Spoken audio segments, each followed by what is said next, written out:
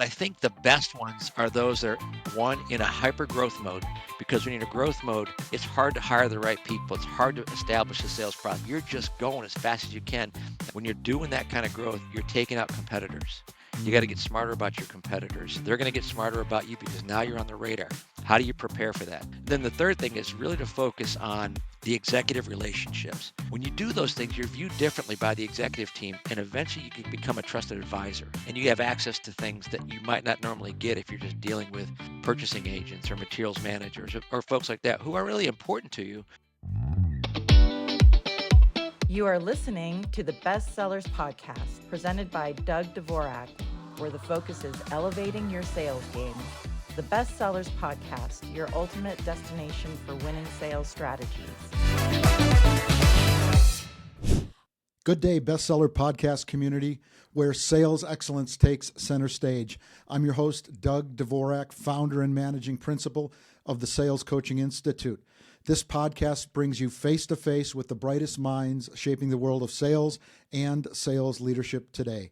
Each episode features live, thought-provoking conversations with trailblazers, industry experts, and top-performing sales professionals who are redefining what it means to succeed in sales. Our guests bring deep experience, expertise that creates the perfect platform for uncovering actionable insights, proven sales strategies, and powerful stories that inspire sales growth and transformation.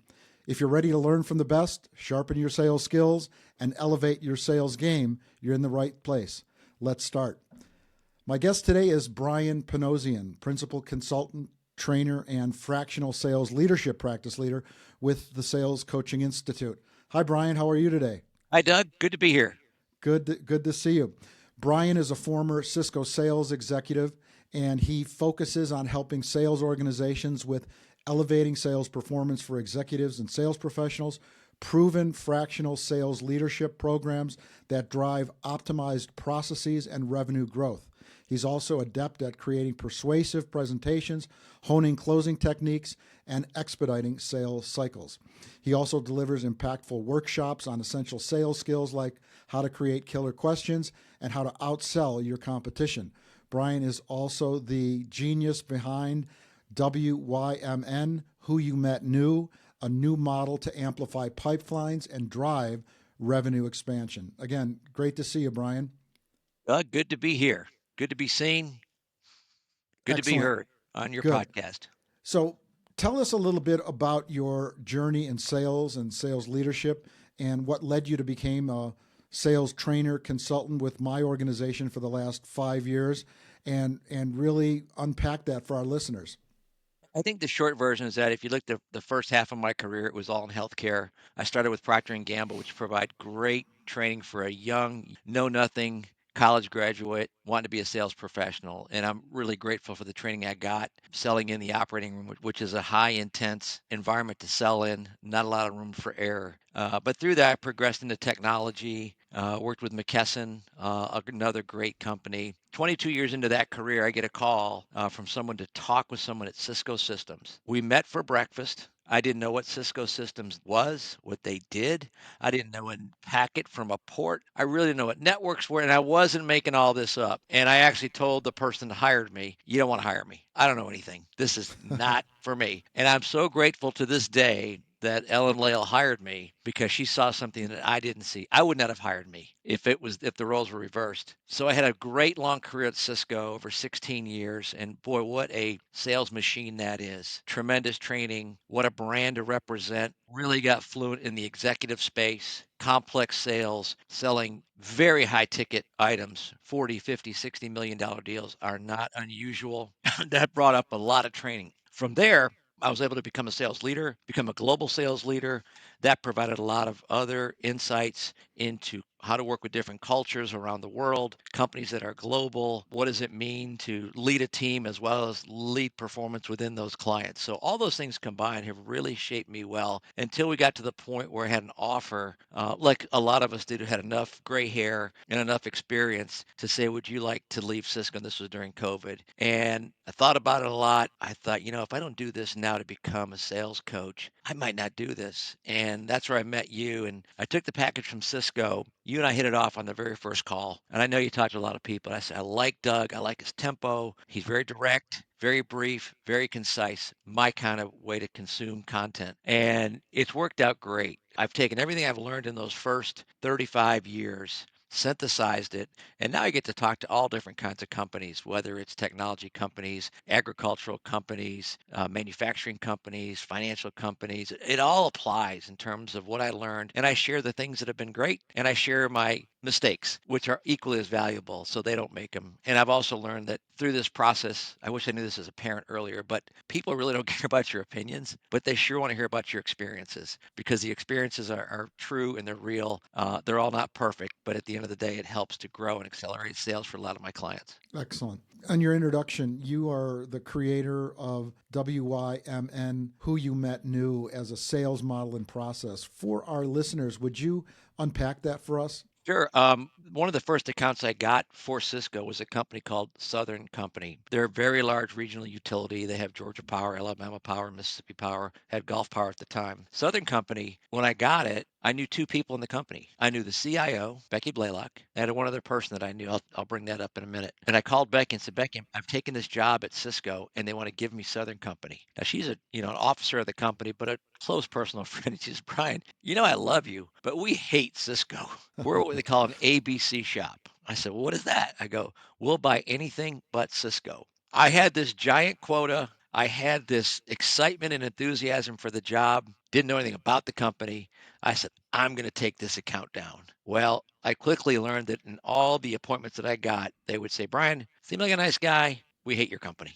Mm. You're arrogant. We don't want to do business with you. And that went on and on and on. I thought, you know what? I'm going to get fired here in the first 6 months because I can't sell anything. So I went to the boss that hired me and I said, look, we got to retool this whole engagement with this customer. We got to build trust first. We got to earn the right to sell because we don't have that right now. I don't care if we gave this stuff away for free. They're not interested. Mm-hmm. So I said, here's what we're going to do. We're not going to collect purchase orders. We're going to collect relationships. And so my team was big, had 20 people, engineers, other salespeople, product specialists. And I said, every 2 weeks, we're going to get together. And I don't care who you meet in the account. You're going to come back and report who you met new. It could be in IT. It could be in transmission, distribution, generation. It could be the shoe shine guy. It could be the CEO, anywhere in between. All you got to do is report back to me who you met new. Magic started to happen because word got out that, hey, Cisco's investing in the account. They're trying to build relationships and rapport. And then we got referred to somebody else. Go talk to this guy. And what happened went from 2 relationships to well over 400. And guess what happens? When you have more visibility, you have more knowledge, your pipeline begins to grow because you now understand projects, big projects, things that are, operational based budgets, not just IT. And as that happened, we earned the right to walk the floors. We got their trust.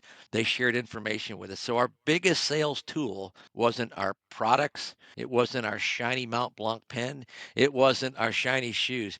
It was our 2 ears because all we did was listen and ask some questions. And so that's what happened. We go from 2 relationships to 400. The other relationship that I had in the account, other than Becky, the CIO, I thought was my ace in the hole, and that's my wife. I said, I am Lee Panosian's husband. She's been here 30 years. You got to buy from me. Well, didn't help me at all. They'd say, yeah, we like your wife a lot, but we don't like your company. So Mm. it took time and it took 2.5 years to get our first order. However, once that first order hit, it was close to $53 million. After that, we've grown the business year over year over year over year over year, double digit growth. And it's been a great success story. And I haven't called on the account in years, but now the account manager is the person I hired to take my job when I was there, and he's done a great job with it. So it was who you met new, and it's what I use in my practice, my workshops, my talks to salespeople. It sounds very easy to understand. It's very difficult to execute, but it's very measurable and very effective. I love that. We're not here to collect POs. We're here to establish trust and rapport and meet new people who you met new. Great, great story, Brian. Thank you. Brian, as the practice leader of the fractional sales leadership as well as virtual sales manager practice at the Sales Coaching Institute, how would you define fractional sales leadership and why do you think it's becoming more popular in the marketplace today? Yeah, I think there's three things that are different about a fractional lead that companies are taking advantage of. The first thing is experience. Someone like you, someone like me that comes in, we've got the scar tissue. We've seen this before. We understand a sales process. That's one big thing. We can walk right in. There's no training necessary. The second thing is that we're truly not a large burden to that organization because we're usually 1099 engagements. You don't have to pay my insurance. If you fire me, you don't have to pay my unemployment.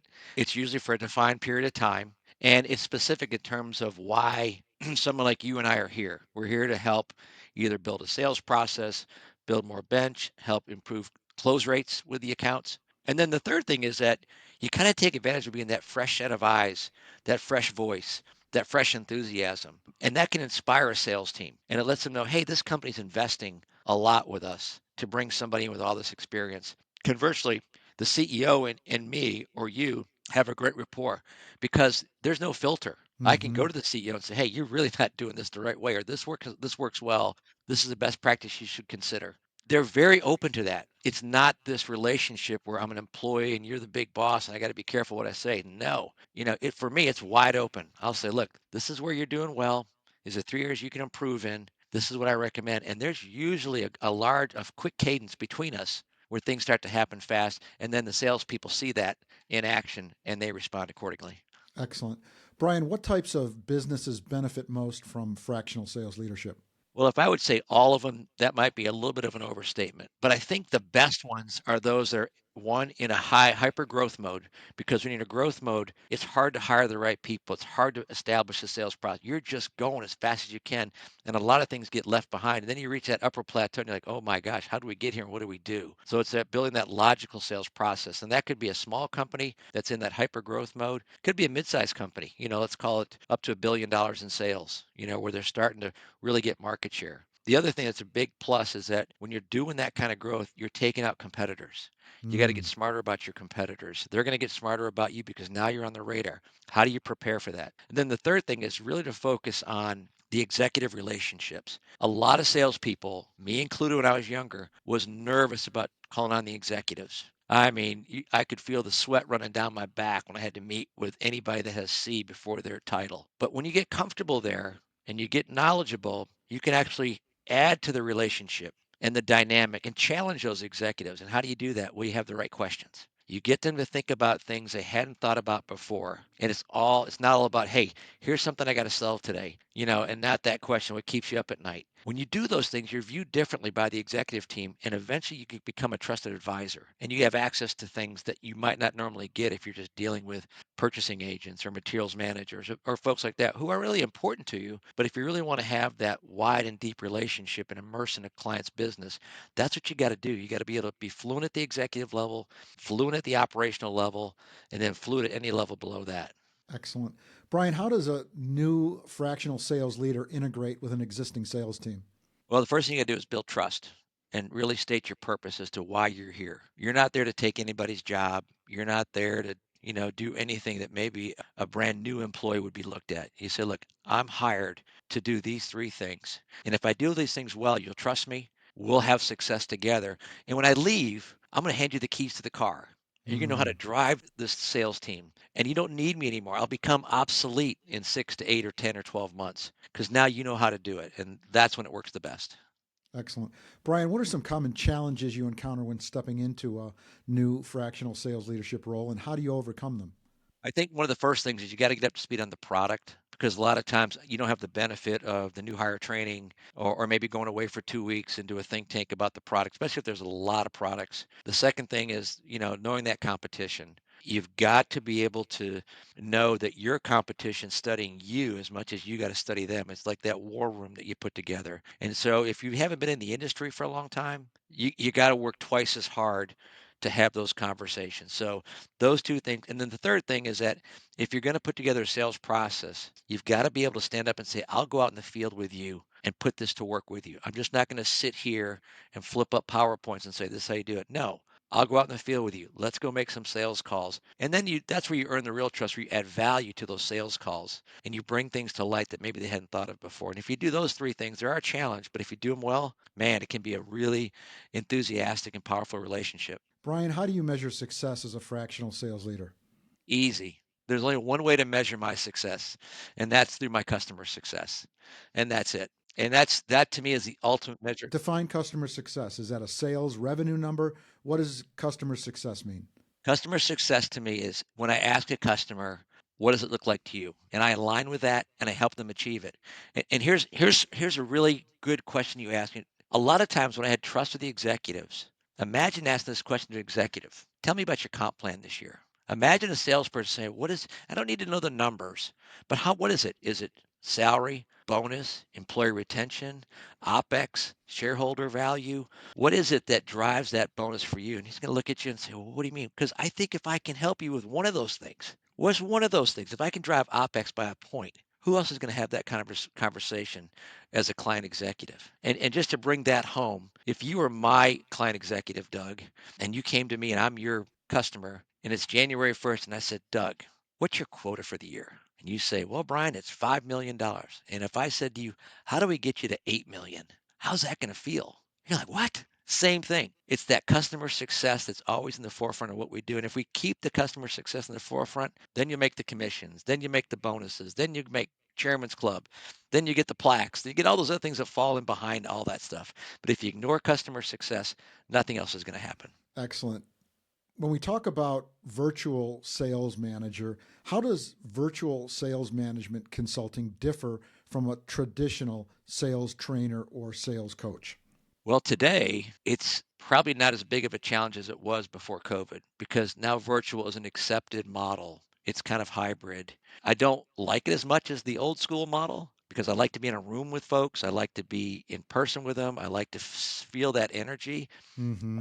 I like to feel that presence when we're all together. I like going out to lunch after a sales meeting that you can't do anymore.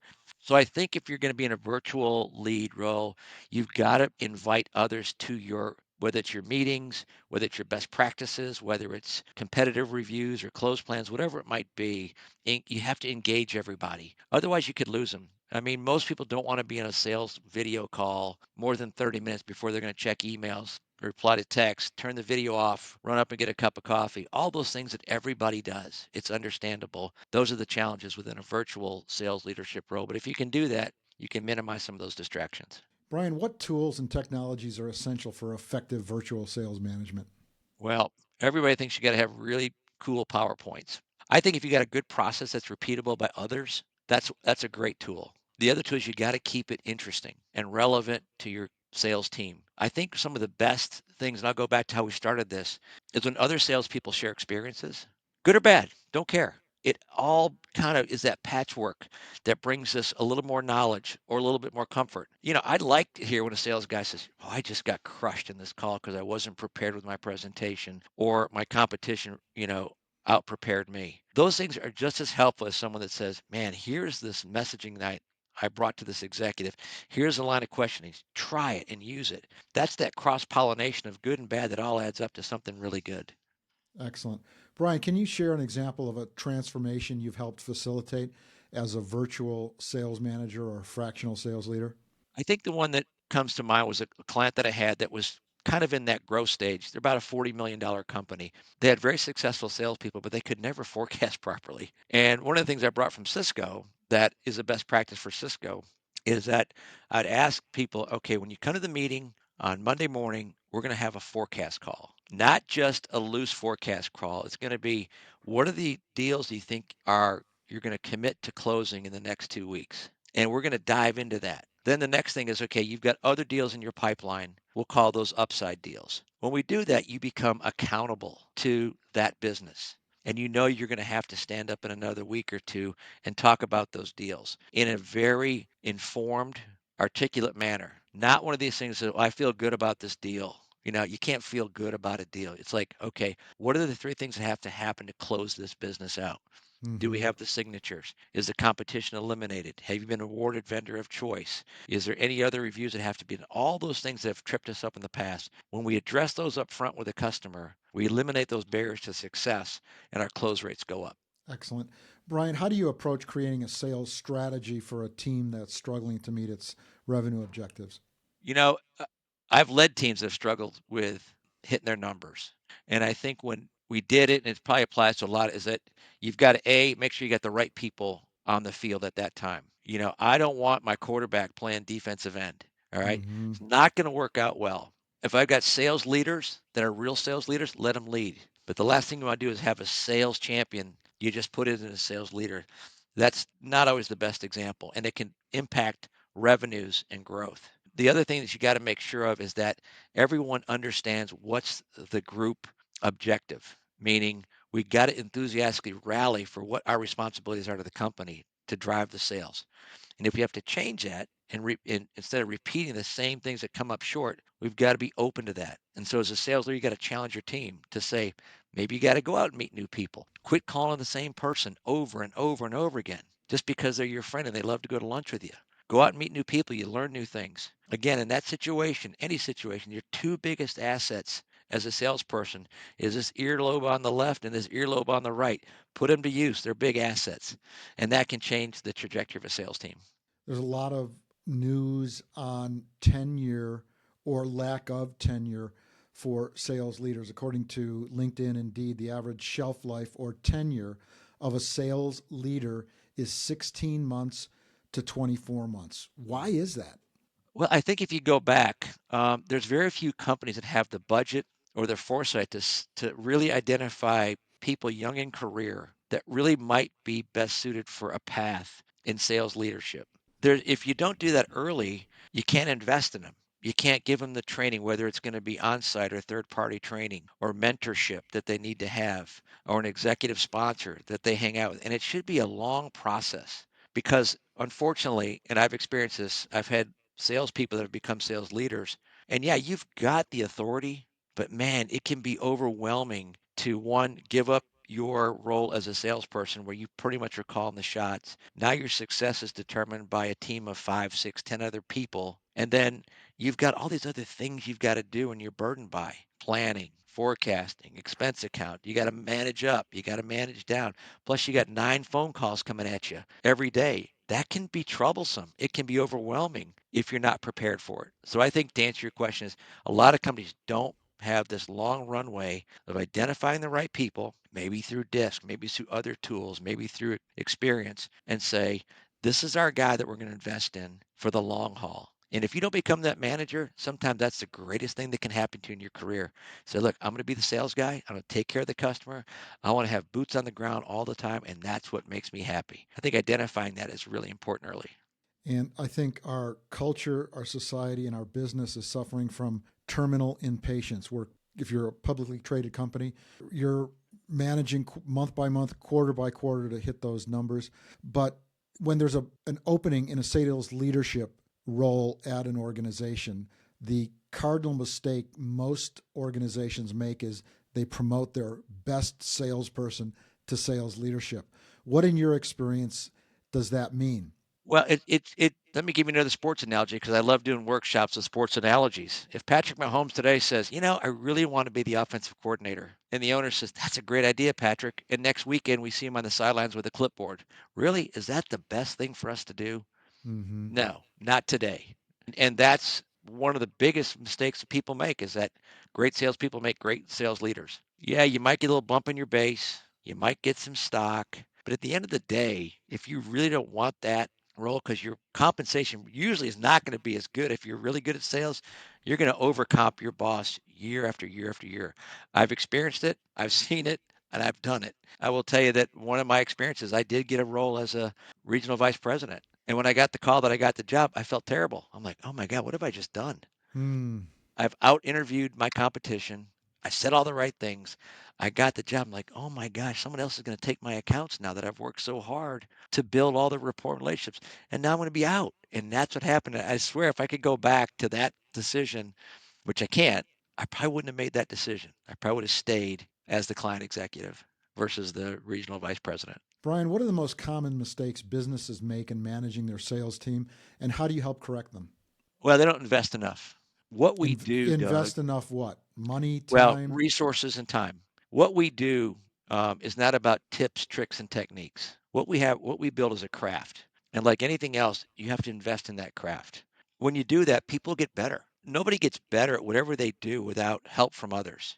You can't always figure it out on your own. And a lot of companies just overlook that. They think, oh, here's your business card.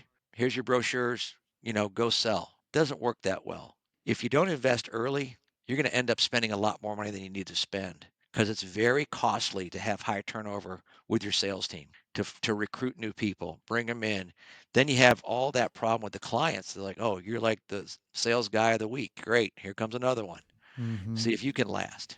So I think up front, you've got to be really diligent and have a good process working with HR, working with management. Say, this is the kind of person that works well with us. This is their profile. This is their background. And depending on what the industry is, it could be someone who's more engineering laden. Maybe we need some technical colleges graduates to come in. Others, it could be the opposite of that. We need people out of agility, people that can move, self-starters, things like that. But you got to find out what the best is, and then your batting average of keeping people longer will go much higher. It's just too expensive if you keep missing. Brian, how do you ensure alignment between sales and other departments like marketing, accounting, and operations? I find that you can never over communicate with those departments. You can never over communicate with marketing or whatever it might be, operations, quality control. You have to treat them as a customer. You have to treat them and say, hey, this is what we're doing in the field. These are what the customers are saying. These are some of our challenges.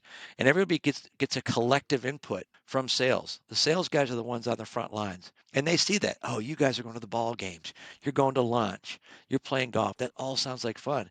But if you don't do those things to collect information and build the rapport and bring it back, you're going to kind of silo yourself off from the rest of the organization. But when you come back and say, hey, marketing, this is the messaging that works well. Manufacturing, packaging looks great. Customer would love to see if we could have a little more input on the coloring or whatever it might be. Whatever those things are, it really builds that complete team 360. As a salesperson, we all need those folks to be successful. Because if we alienate them and then we call them for help and they say, not right now, we're in trouble. Brian, what's your philosophy when it comes to coaching individual sales reps versus managing a team? Probably the same. A lot of, again, earning the right to coach, building trust and rapport. It's not about me. I'd rather be more interested than interesting to the folks because I have to earn that right every time. So whether it's a team or an individual, and sometimes it's a blend of both things that you're doing, and you've got to be very present with that team. Because here's the reality when you and I come into a company like this, they're really not looking for ways to embrace us. Sometimes they're looking for ways to eliminate us. Hmm. Oh yeah, he's not our kind of guy. No, I got to come in, be humble, patient, be somewhat agile, and then earn their trust. And if you don't have that foundation, there's nothing left after that. But if you do it right and they say, okay, now we can trust you, then you're going to get deeper in the book and understand more and be able to bring more value. Thank you. Brian, what advice would you give to a C level executive or business owner considering hiring a fractional sales leader or a virtual sales manager? One is look for that instant value exchange. When you finally find the one that you like, do your homework up front. Know that you're going to come in and pay them well to come in. But remember, it's just what you're paying. There's no additional burden rate to have that person come in. The second thing is before you hire them, do a panel interview. See how the other executives work with this person, how they interact with you, because how they act with you as executives is probably how they're going to act with your client executives. And so you want to make sure they're comfortable on their feet, they're able to build rapport quickly, and they're actually able to, ask questions or learn things and bring some things to the table that aren't there today. So if you get those two things right, then I think you say, okay, this is why we need this guy because it's now a specific reason and define what that reason is they're coming in for. Is it close rates? Is it sales process? Is it presentation skills? Is it how do we, recruit and hire more? Whatever it might be really defined as to what that is. So when that fractional leader comes in, they can execute that plan. Excellent. Brian, what trends do you see shaping the future of sales leadership and sales team management? Wow, that's a big question. There are multiple trends for sure. I Top think top two: AI, tech, sales enablement. What do you think? I think because we're coming out of this COVID world, you really have those young professionals that have lived behind a Zoom or a Google Meet or whatever it is, now have to be able to get on their feet, get in their car, go see clients, and have a conversation. I've got, 3 30-year-olds that are sales professionals. You can't do it over text. You can't fake this. You can't fake communication. So I think, AI is always going to be here with us now. But I think that's one of the biggest barriers. How do I transition my young professionals that I got to have and I get confident enough that they can go out and have a face-to-face for an hour without looking at their phone. And a lot of them can really do it. It's just part of that craft building again. I got to trust you, Doug, that you're going to be able to be this 25-year-old graduate and stand on your own 2 feet and represent our company and our people well in front of that executive and grow our business and grow our relationships, and not the opposite of that. So I think that's one of the biggest things, if not the first two biggest things, challenging people right now. Excellent. Great advice. Brian, what's one actionable piece of advice you'd give to sales leaders listening to this podcast today? The hardest thing that you and I see is salespeople love to get, I'll use a sports analogy here, get the ball inside the red zone, and they can't close the deal. A lot of salespeople just don't have that extra gear to close the sale. And if you don't have a close plan, if you don't have a process, closing starts with the first sales call. Closing starts with the first presentation. Closing starts with the first lunch. Closing starts with the first round of golf. All those things happen. So when you actually get to the point where they've made a decision, they're about to make a decision, that you're going to win that business. But hope is not a strategy in these things. We know that. You can't hope that your friend who you've taken to lunch is going to make sure you get the PO. So I think that's the biggest challenge for customers. And you show me a company that's got a 20% close rate, I'll show you how to get it to 40. If they're at 15, I'll get it to 30. Those are the things that we can do by just doing some of these fundamental things. If you show me a company that's got 80% close rate, you don't need me. You're doing great. Keep doing it. Great content and great responses, Brian. Thank you. Now we're getting into the rapid fire question round. I'm going to ask you a series of 10 questions. Respond as quick as you can. One word answer or a short phrase. Are you ready? Let me take a deep breath. Okay, let's do it. What's the most important quality for a great sales leader? Great questions. Email or cold call, which is more effective in today's market? Email. Name one sales tool you can't live without. Your ears. What's the biggest myth about sales you wish would go away? That you can sit behind a desk and make sales. The best piece of advice you've ever received in your sales career? Be prepared. If you could describe your coaching style in one word, what would it be? Enthusiastic. What's one mistake sales reps make that drives you crazy? They're lazy. Biggest win as a sales leader or coach so far? Over $100 million contract. Excellent. What's your favorite way to celebrate a closed deal? Go sell something else. Excellent. And last question. If you could give your younger sales self one tip about sales, what would it be? Pretend you don't know everything. Excellent. My guest today is Brian Panosian from Atlanta, Georgia, with the Sales Coaching Institute. He is a principal consultant and practice leader of the Virtual Sales Manager, as well as Fractional Sales Leadership Practice for the Sales Coaching Institute. Brian, if any of our listeners want to get a hold of you, how can they contact you? The best way is directly what we've been talking about. You can call me on my phone, 770-241-2760, or you can email me at brianp@thesalescoach.us. Great. Thanks, Brian. And thank you, Bestseller Podcast Nation. It's been a high honor and privilege to bring you the best minds in sales, training, coaching, and sales leadership. Carpe diem. If you made it all the way here, thank you for listening to the Bestsellers Podcast, your ultimate destination for winning sales strategy. We hope you loved this episode. Be sure to subscribe to us on YouTube and follow us on your favorite podcast platform to never miss an episode. See you on the next one.